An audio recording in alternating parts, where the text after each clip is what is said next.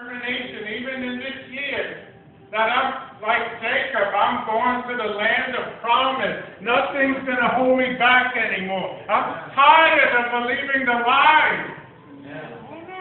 You see, there's nothing I want more than to fulfill the calling in my life. But you know what it's going to take for me personally? A breaking away. It's going to take a determination in my own head that when the thoughts of shame come, oh, you're not good enough. You know, when I became a pastor, I used to go to these, pastors' meeting or big prayer meetings, and they call up the pastors. They say, I want all the pastors to come and stand in the front. I would stay in the back. And people would ask me, why aren't you up there? Oh, that's only for the real pastors. Until one day, you know what God told me? He said, if you're going to continue with that mindset, I can't use you anymore. If you continue to walk in that shame and rejection, you're useless.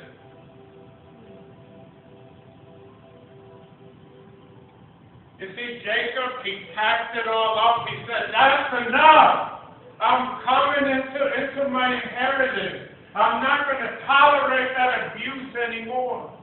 That pattern is over. He made a decision. He packed up, and they chased after him, and he didn't care. He just kept going.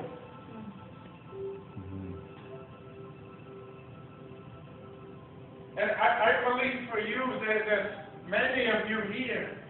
You're not that much different than me. You've been going through pattern and cycle and mindsets and thoughts.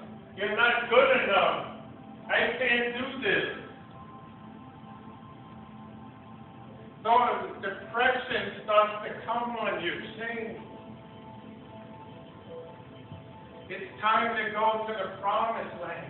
It's time to shake off the past. Break it off, because God has a destiny for you. And I don't want one of you sitting here, I don't care how young or old you are, I don't want one of you sitting here to live your life in regret, like so many people. Oh, I just wish that I would have done what I would have listened to God, that I would have pressed through. But they were so broken in their emotions, they never did it. I'm believing for every one of you here that you're going to begin to take steps. You're going to begin to fulfill the calling and the purpose in your life. Every one of you has a calling and a purpose. Even as I said that, the Lord showed me that some of you thinking, oh, not me. I just break that lie right now in Jesus' name. But let me tell you about a spirit that I've been fighting my whole life.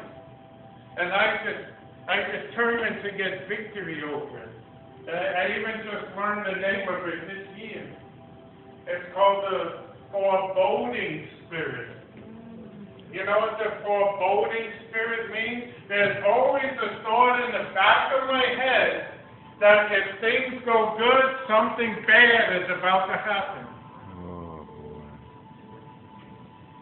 As soon as I start moving ahead, as soon as I hear good news, no, it's going to all fall apart. Don't get excited. And that spirit tells you, keep your heart shut down.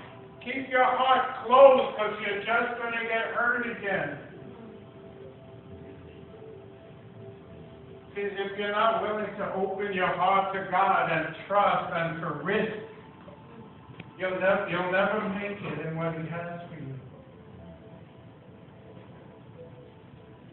See, it's all a risk, but you got to risk faith. And you know what the biggest risk is? That you can get hurt and wounded after you open your heart. But you know God can heal it, and you can continue to open your heart to Him, because He's a God that you can trust. I believe God is calling you to open your hearts again to Him. To trust Him, to believe Him again for that thing that He showed you. I've been saying this in every meeting, everywhere that I've gone. Because I'm tired of seeing you get robbed. I'm tired of seeing the people of God with such gifts and talents. And I know the same people year after year still stuck in the same spot. It's time to let it go. It's time to move past that foreboding spirit. Because you know what the Bible says? Something good is going to happen to you. That's what faith is. That's what hope is. You know, that was Oral Roberts' theme song.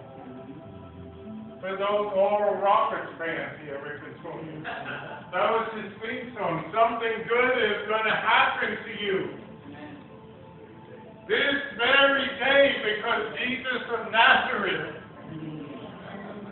But how many of you really believe that something good's about to happen? If I stood here and prophesied something doom, gloom, that everything's going to fall apart, you say, oh, well, that's what happened. But how many of you would really believe it? If I stood and prophesied that something's about to happen, that you're about to prosper, you're about to walk in favor and destiny. There's a voice in your back of your head going to tell you, no, don't get your hopes up again. The same thing's going to happen that happened the last time. And the time before that. You see, unless you walk in faith, you're not going to get it. And faith is that I believe that He's a good God. You see, men, it says, I think it's Psalm 66, it says, men have walked over my back. I've been through the flood, but God has brought me to a place of abundance. And I'm determined to go there. I said that to my church in the beginning of January. I'm not willing to tolerate it anymore. I don't care what I suffered, how much abuse. I've suffered great injustice over a lifetime. But I found you're not going to get justice in this world. You know when you're going to get justice? One day those people that did that to you, they're going to have to stand before God and give an account and explain to Him why they abused you.